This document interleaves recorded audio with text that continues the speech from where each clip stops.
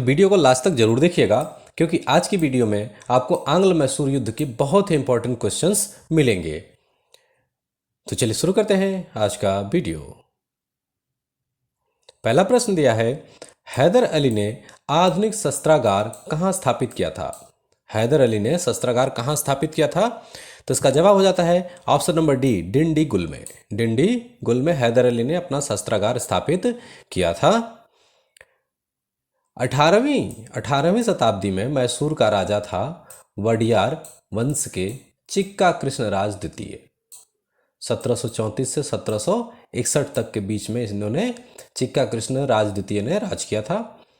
और इन चिक्का कृष्ण राज द्वितीय नाम का मात्र शासक था। उसकी वास्तविक शक्तियां दो मंत्रियों नंजराज और देवराज के पास थी। यानी कि ये तो सिर्फ शासक थे, लेकिन उनकी जो पावर्स थी वो नंजराज और देवराज के पास थी। उसी समय एक सामान्य सैनिक हैदर अली ने उसका जन्म जो है कि 1721 में हुआ, और उसकी सैन्य क्षमता से प्रभावित होकर नंजराज ने 1755 में हैदर अली को डिंडीगुल का फौजदार बनाया था। इसी समय 1755 में डिंडीगुल में हैदर अली ने फ्रांसीसियों की मदद से आधुनिक शस्त्रागार तोपखानों की स्थापना की। हैदर अली के फ्रांसीसियों के साथ अच्छे संबंध थे, तो 1761 तक हैदर अली चिक्का कृष्णराज द्वितीय को गद्दी से हटाकर मैसूर का शासक बना। तो इसमें एक और प्रश्न आता है कि हैदर अली 1761 में मैसूर का शासक बना था, और इसको जो है कि चिक्का कृष्णराज द्वितीय को हटा करके। चलिए अगला प्रश्न देखते हैं। हैदर अली मैसूर की गद्दी पर कब बैठता है? हैदर अली मैसूर की गद्दी पर कब बैठता है? तो अभी बताया हमने 1761 ईस्वी में। उत्तर सही हो जाएगा सी। 1761 में जब हैदर अली मैसूर की गद्दी पर बैठता है, तो उस समय मैसूर के आसपास के बड़े राज्यों में उथल पुथल का माहौल था। 1764 में मराठा पेशवा माधवराव ने मैसूर पर आक्रमण कर दिया, जिसमें हैदर अली की हार हो जाती है, और 1765 में दोनों के बीच संधि होती है। इसमें हैदर अली को राज्य का कुछ क्षेत्र मराठों को देना पड़ता है, तथा 28 लाख प्रतिवर्ष चौथ कर देने के लिए राजी होना पड़ता है। किसको? हैदर अली को, जो कि मराठाओं से हार गया था। अगला प्रश्न दिया है कि प्रथम आंग्ल मैसूर युद्ध कब हुआ था? प्रथम आंग्ल मैसूर युद्ध कब हुआ था? इसका जवाब हो जाता है 1767 में, यानी कि ऑप्शन नंबर सी सही उत्तर हो जाएगा 1767।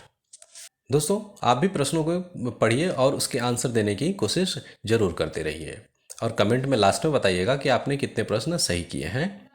चलिए इसका कुछ एक्सप्लेनेशन देख लेते हैं। जैसे कि 1767 में हैदर अली और अंग्रेजों के बीच में प्रथम आंग्ल मैसूर युद्ध होता है, और इसमें हैदर अली ने मराठों और निज़ामों की सेना के साथ मैंगलोर पर कब्जा कर लिया तथा अंग्रेजों के गढ़ मद्रास पर चढ़ाई कर दी, और अंग्रेजों की इस युद्ध में बुरी तरह से हार होती है।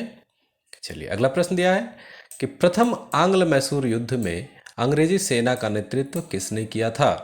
प्रथम आंग्ल मैसूर युद्ध में सेना का नेतृत्व किसने किया था? तो इसका उत्तर हो जाता है option number D, general Verelst. General Verelst, इन्होंने प्रथम आंग्ल मैसूर युद्ध में अंग्रेजी सेना का नेतृत्व किया था। प्रथम आंग्ल मैसूर युद्ध किस संधि के साथ खत्म हुआ? किस संधि के साथ खत्म होता है? तो इसका जवाब हो जाता है ऑप्शन नंबर सी, मद्रास की संधि के साथ प्रथम आंग्ल मैसूर युद्ध खत्म हुआ था। अप्रैल 1769 में अंग्रेजों ने हैदर अली के साथ मद्रास की संधि की। मद्रास की संधि किसने की? अंग्रेजों और हैदर अली के मध्य में मद्रास की संधि हुई थी, और इसके तहत दोनों पक्षों ने जीते हुए प्रदेश लौटा दिए। जिसने जिसका जीता था उसको वापस कर दिया था। युद्ध की क्षतिपूर्ति का पूरा धन ब्रिटिश कंपनी देगी, ऐसा संधि में लिखा था, और संकट के समय एक दूसरे की मदद करने का भी वादा किया गया। चलिए अगला देखते हैं, द्वितीय आंग्ल मैसूर युद्ध कब हुआ? दोस्तों, द्वितीय आंग्ल मैसूर युद्ध कब हुआ था? तो इसका जवाब है 1780 में, यानी कि ऑप्शन नंबर डी सही उत्तर हो जाएगा 1780। यहाँ पर द्वितीय आंग्ल मैसूर युद्ध हुआ था। तो द्वितीय आंग्ल मैसूर युद्ध 1780 से 84 तक चला था। इसमें 1771-72 में मराठा पेशवा माधवराव ने हैदर अली पर हमला कर दिया, मगर मद्रास की संधि के तहत अंग्रेजों ने हैदर अली की सहायता नहीं की। अंग्रेजों ने 1773 में हैदर अली के राज्य में स्थित माहे में फ्रांसीसी बस्ती पर आक्रमण कर लिया था, जो कि फ्रांसीसियों के अच्छे संबंध थे हैदर अली से। तो 1775 में अंग्रेजों और मराठों के बीच पहला आंग्ल मराठा युद्ध होता है। इसमें अंग्रेजों की कमजोर स्थिति को देखते हुए हैदर अली ने मराठों और निज़ामों के साथ मिलकर अंग्रेजों पर हमला कर दिया और 1780 में उसने कर्नाटक के नवाब को घेरा तथा कर्नाटक पर कब्जा भी कर लिया। किसने? हैदर अली ने। तो 7 दिसंबर 1782 में हैदर अली की मृत्यु हो गई और हैदर अली की मृत्यु के बाद मैसूर की गद्दी टीपू सुल्तान ने संभाल ली। अभी युद्ध चल रहा था, उसी के बीच में टीपू सुल्तान हैदर अली की मृत्यु हो जाती है 7 दिसंबर 1782 को। तो दोनों ही पक्ष जो है कि युद्ध जारी करने की स्थिति में नहीं थे, तो इसलिए कुछ समय तक युद्ध चलने के बाद क्या हुआ कि 1784 में मैंगलोर की संधि कर ली जाती है। चलिए अगला प्रश्न है कि पोर्टो नोवा के युद्ध में हैदर अली के खिलाफ अंग्रेजी सेना का नेतृत्व किसने किया था? तो इसका जवाब हो जाता है ऑप्शन नंबर सी, आयर कूट। ऑप्शन नंबर सी सही उत्तर है, आयर कूट। अगला प्रश्न है कि हैदर अली की मृत्यु कब हुई? दोस्तों हैदर अली की मृत्यु कब हुई अभी बताया गया है, तो दिसंबर 1782 में। ऑप्शन नंबर ए सही उत्तर हो जाता है, 1782। द्वितीय आंग्ल मैसूर युद्ध किस संधि के साथ खत्म हुई? तो दोस्तों आपने अभी पीछे पढ़ा है कि किस संधि के साथ द्वितीय मैसूर युद्ध खत्म हुआ था, तो जरा बताइए कमेंट करके फटाक से। इसका उत्तर हो जाएगा ऑप्शन नंबर ए, मंगलोर की संधि। मंगलोर की संधि के साथ जो द्वितीय आंग्ल मैसूर युद्ध हुआ वो खत्म होता है।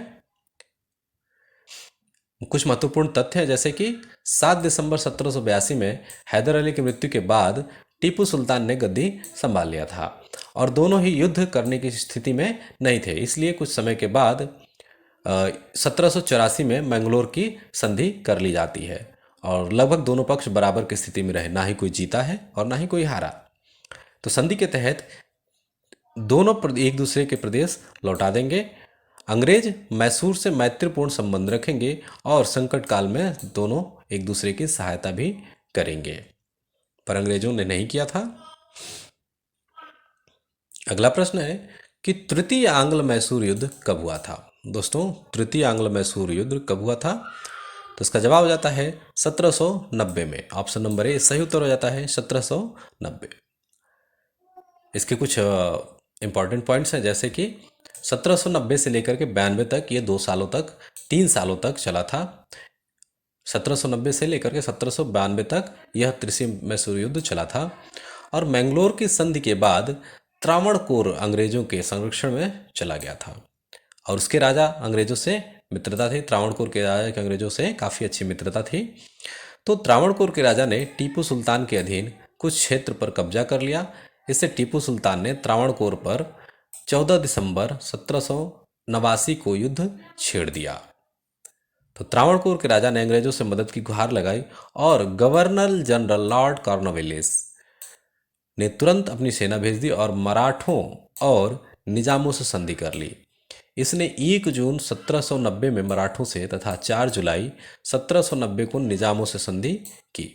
तो निजामों और मराठों की सेना के साथ अंग्रेजों ने राजधानी श्रीरंगपट्टनम को घेर लिया और 1791 में टीपू सुल्तान ने आत्मसमर्पण कर दिया। इन पॉइंट्स को भी नोट कर लीजिएगा अपनी कॉपी में। अगला प्रश्न देखते हैं, तृतीय आंग्ल मैसूर युद्ध किस संधि के साथ खत्म हुआ? तो दोस्तों तृतीय आंग्ल मैसूर युद्ध जो है कि आपका श्रीरंगपट्टनम की संधि के साथ खत्म हुआ था। 1791 में टीपू सुल्तान ने जब आत्मसमर्पण किया था तो उस समय 1792 में श्रीरंगपट्टनम की संधि हुई थी और इस संधि के तहत टीपू सुल्तान ने 3 करोड़ रुपए हर्जाना देना था।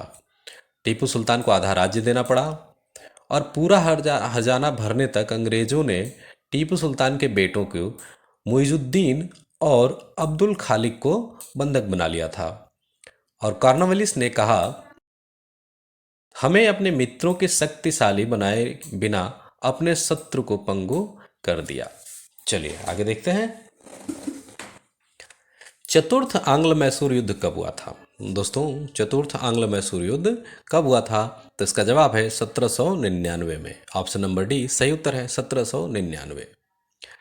तो टीपू सुल्तान के शासन काल में मैसूर राज्य की राजधानी क्या थी? टीपू सुल्तान के शासन काल में मैसूर राज्य की राजधानी क्या थी? तो इसका जवाब हो जाता है option number D Srirangapatnam. Srirangapatnam Tipu Sultan की राजधानी हुआ करती थी।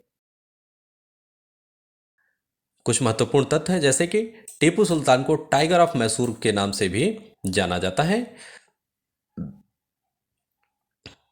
टीपू सुल्तान का जन्म दिल्ली में 20 नवंबर 1750 को हुआ। उन्होंने 1782 से लेकर के 1799 तक गद्दी पे बैठे थे और इनका मानना था कि भेड़ की तरह लंबी जिंदगी जीने से अच्छा है कि शेर की तरह एक दिन जीना।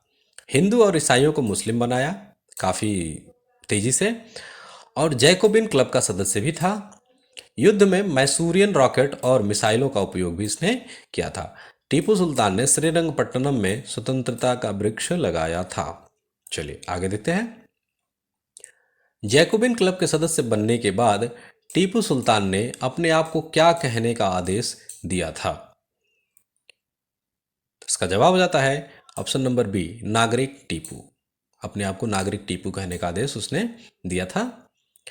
कि जैकोबिन क्लब के सदस्य बनने के बाद टीपू सुल्तान ने खुद को नागरिक टीपू कहा और 1791 ईस्वी में मराठा घुड़सवारों ने के द्वारा श्रृंगेरी के शारदा मंदिर को लूट लिया गया और मंदिर के पुजारी के आग्रह पर टीपू सुल्तान ने मंदिर का मरम्मत करवाया तथा देवी की मूर्ति स्थापना के लिए धन भी दान किया था।